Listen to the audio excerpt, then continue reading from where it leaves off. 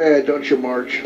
I know. Well, they come after me anyway, Big. So what does it Now, matter? has Volusia tax reform, have they taken a formal position on this subject with Ted?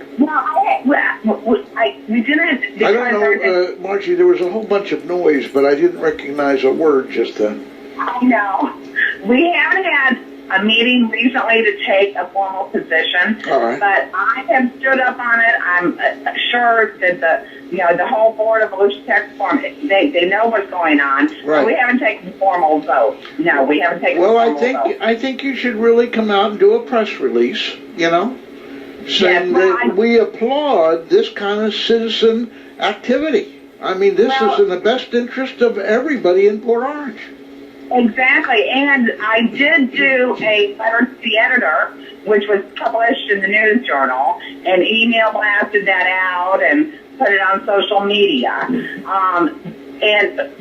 Ted, remember, like in 07, 08, we used to do this song and dance show with Ken Parker when he would invite us in around budget time, and he'd listen to our suggestions, but didn't want to do anything, remember?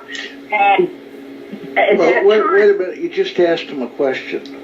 So at least he could say yes or no. Yes, Margie, I remember them well. They were called Dog and Pony shows, I believe, weren't they? Dog and Pony shows. And we looked at the cappers at that time and what the auditors were suggesting, and what John so easy for the employees of the water department to embezzle hundreds of thousands of dollars, and they suggested that they go to a canned accounting program, but they still didn't do it back then. And to the best of my knowledge, I don't know if they've still done it. And it goes back, this mismanagement has been going on for at least 7-8 years, and nothing's been done.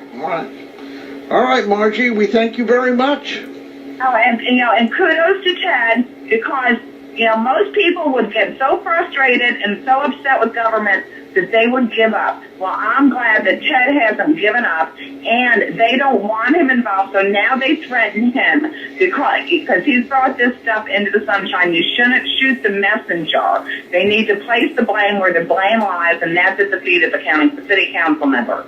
Margie, you're absolutely correct on that. Council has failed at every turn for at least the last 4 or 5 years on these issues. Issue after issue after issue has come to light, and council just sits back and takes no demonstrative effort at all, and that is sad. Right? Yeah. All right. Thank you, Margie. Okay, thank you, and I'm listening, and keep up the good work, Ted. Thank you. Thank you, Margie. Hi, you're in the doghouse. Oh, hi, John. This is Don King. Hi, Don. Hi, Ted.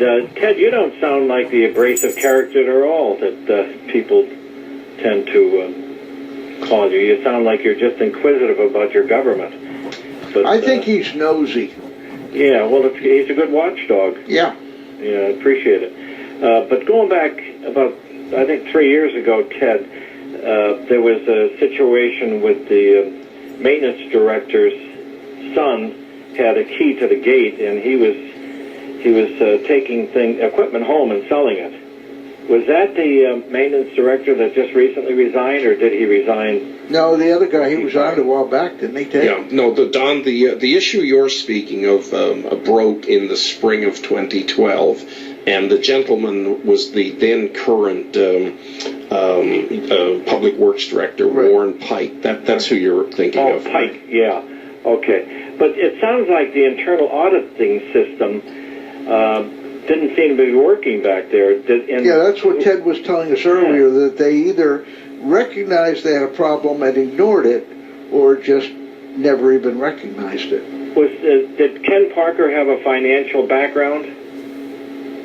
I don't know what his background is. He was the city manager, and that's all. He was the city manager for 29 years, right? Yeah, but unless the city manager I'll tell you what he did. I'm pretty sure he came from Oklahoma, because I knew him when he came here, and he used to wear these stupid cowboy boots, and I used to give him a hard time about wearing cowboy boots all the time.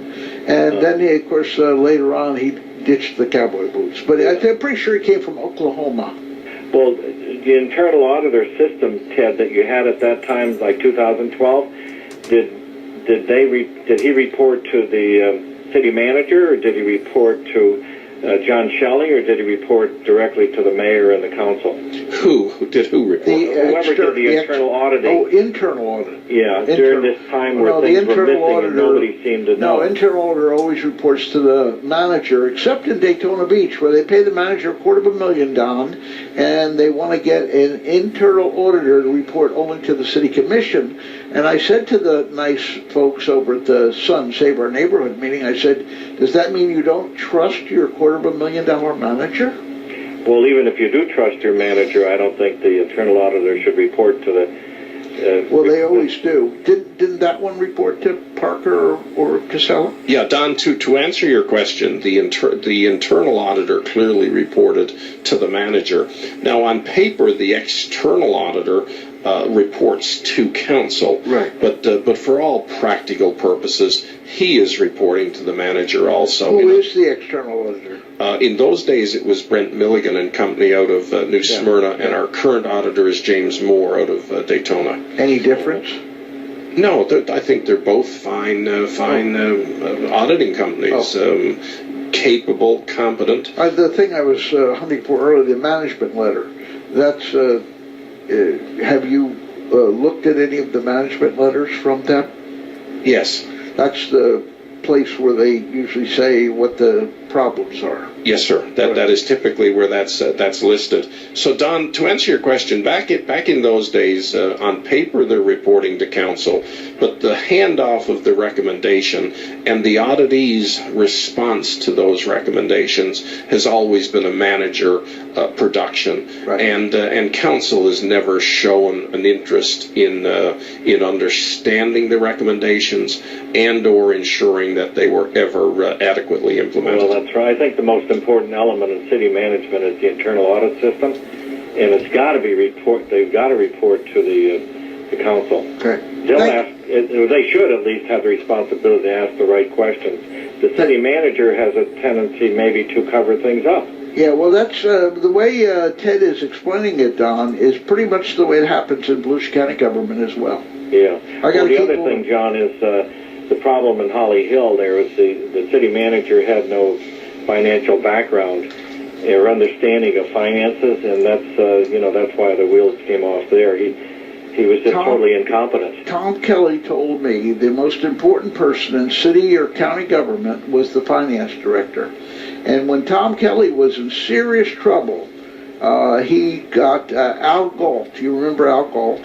Yeah. And to come in, and he retired from some big county in Maryland where he had $1 billion budget in the early 80s. $1 billion budget. And Al Galt straightened out the county of Volusia. Yeah. Thank you very much, Don. Okay, thank you, John. Hi, you're in the doghouse. Yeah, there's Jim. Just wanted to thank Ted for his exceptional work in movement forward in trying to obtain a better government and a better management in Port Orange, and seemingly being vilified for it. Fact is, like Margie said, kill the messenger, ignore the message, put the blame someplace else, but never accept it yourself. Okay. And that seems to be what's going on. And the fact that so many managers left doesn't seem to be really the fault of an advisory committee or some person that's watching the operation. It seems to be the fault that the management's maybe not up to the job. Thank you very much. Thank you. Bye now. We got to take a break quickly, and then we're coming back with Ted. How many items have we finished on the 12? Was there 12 items on that list? Yeah, we're probably 3/4 of the way. All right, because I want to get to the other item, and then I want to talk about something else, and I'm starting to run out of time, so I don't like that. So I'll be right back. There's a new game in town, and it's called High Stakes